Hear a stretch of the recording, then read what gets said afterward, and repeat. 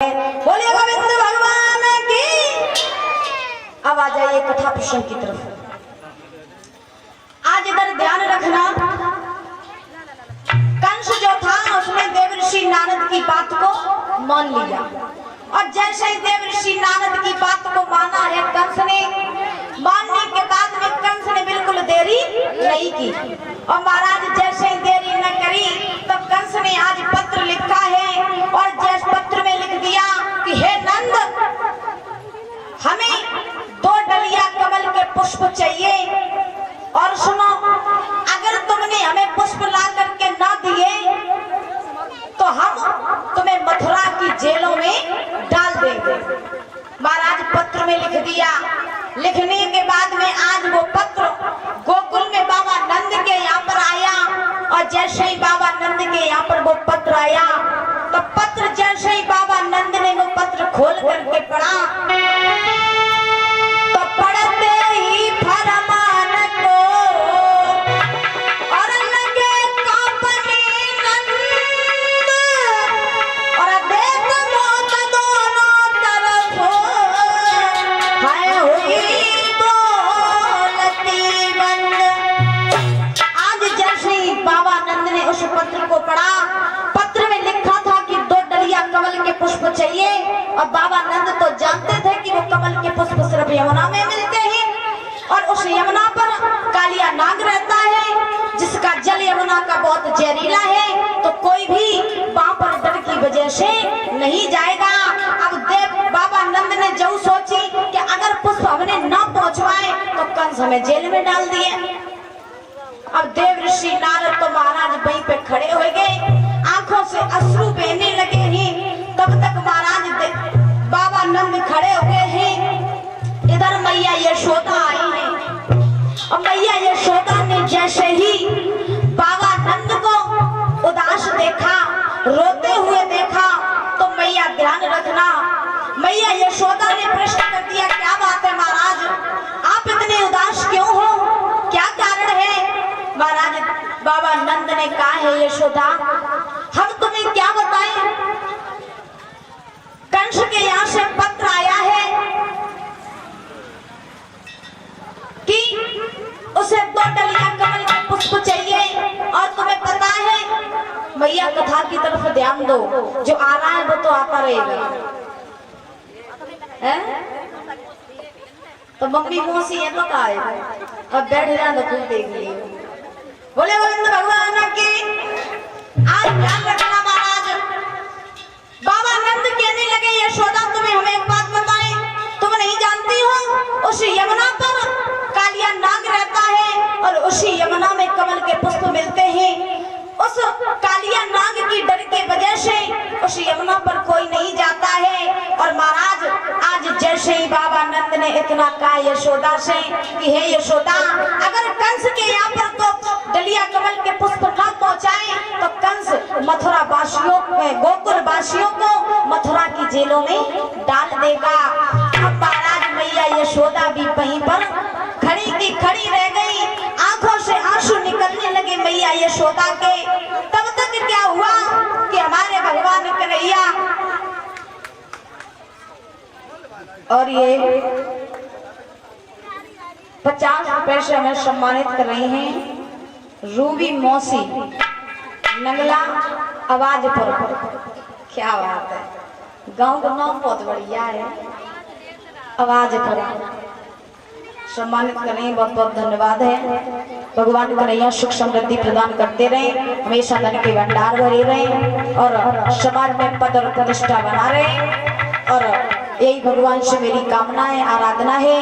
बोले वृंदावन बिहारी लाल की, राधा रानी सरकार की। अरे आनंद ना है आप, निक और तेज बोलो, बोले श्रीमद् भागवत महापुराण की। अब इधर ध्यान रखना महाराज, तब तक क्या हुआ, मैया यशोदा बाबा नंद खड़े हुए हैं, उधर से हमारे कन्हैया दौड़ते दौड़ते नन्हे से छोटे से हमारे प्रभु दौड़ते दौड़ते आज मैया यशोदा के पास में आए। बोले मैया, हाँ लाला, मैया मुझको बहुत तेज भूख लगी है, तू मुझे कुछ खाने के लिए दे दे। आज महाराज यशोदा से जैसे इतना कहा कि हमें बहुत तेज भूख लगी, तो यशोदा बोली लाला तू अभी थोड़ी देर ठहर, हम तेरे लिए अभी माखन और मिश्री लेकर के आते हैं जिसे तू खा लेना।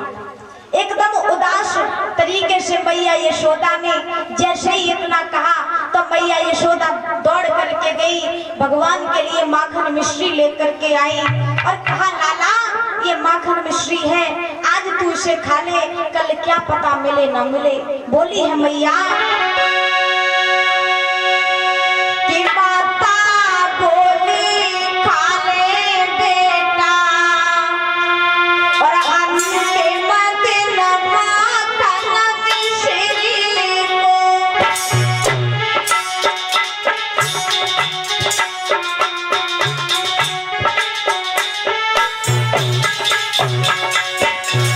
बोली मैया यशोदा लाला आज ये माखन मिश्री तू खा ले, क्योंकि पता नहीं कल ये मिले ना मिले। माता बोली खा ले बेटा, अंतिम दिन माखन मिश्री को।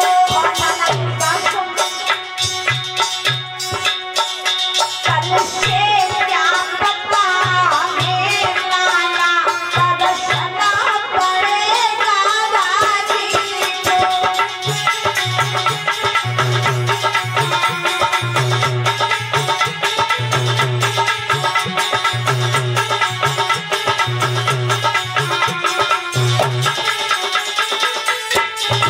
और इससे दूध नहीं या माखन से, सायदा होगी बेचैनी। बाबा जी कहीं बंधे होंगे, हाँ मैया कहीं बंधी होगी।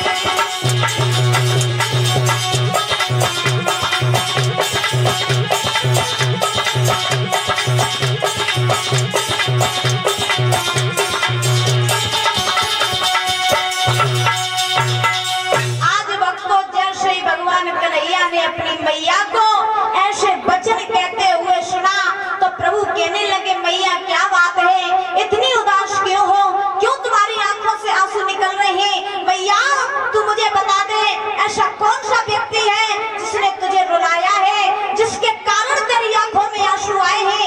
मैया तू एक बार मुझे उसका नाम बता दे, मैं उसे जीवित नहीं छोड़ूंगा। बोले हे प्रभु कि मैया मैया रोती क्यों है, और कौन सा काल चढ़ आया है।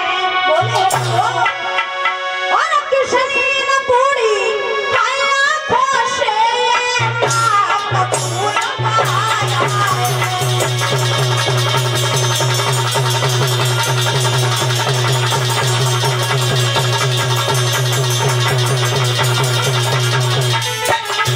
बोले प्रभु मैया ऐसा कौन सा व्यक्ति है जिसके कारण तेरी आंखों में आंसू आए, जरा तुम हमें बता दो उस व्यक्ति का नाम, मैं उसे जीवित नहीं छोड़ूंगा।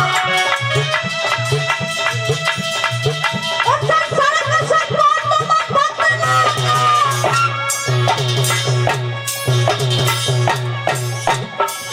उस सखी है तुम्हारा सुना भैया, जिसने मुझे तुम्हारे जमाए हो, जिसने मुझे तुम्हारे जमाए हो, संसार से देखा निकालो।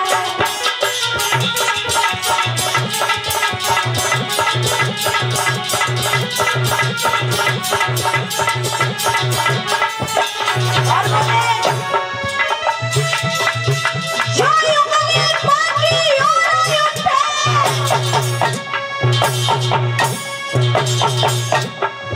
उस युगली को तोड़ना। जो आंखें बाकी और चढ़े, जो आंखें बाकी और चढ़े, वह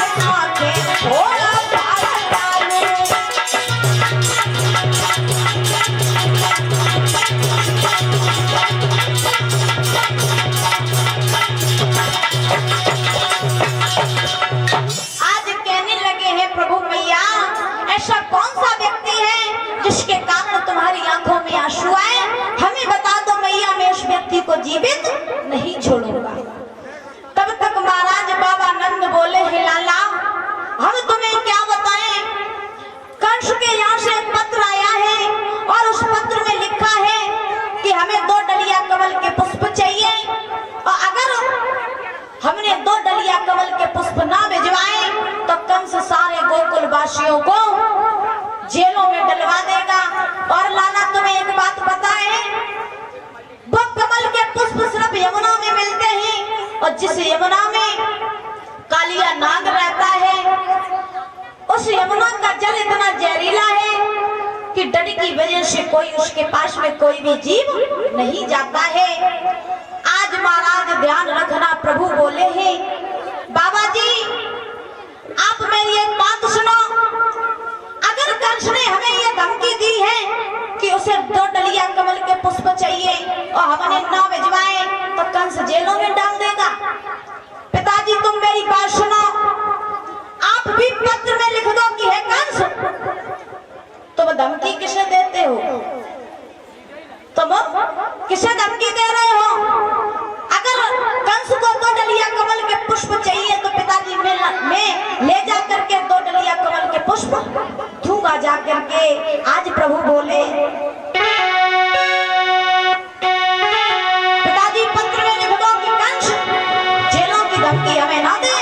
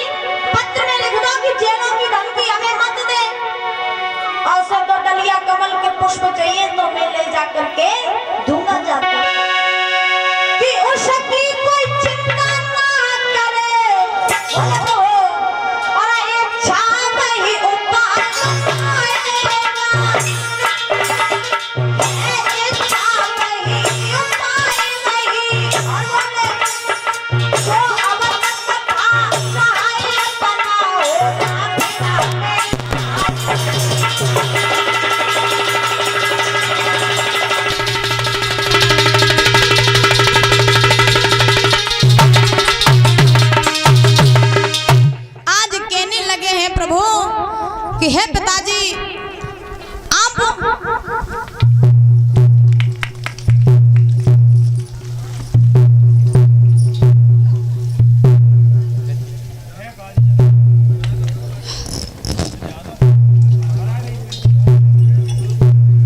बोले गोविंद।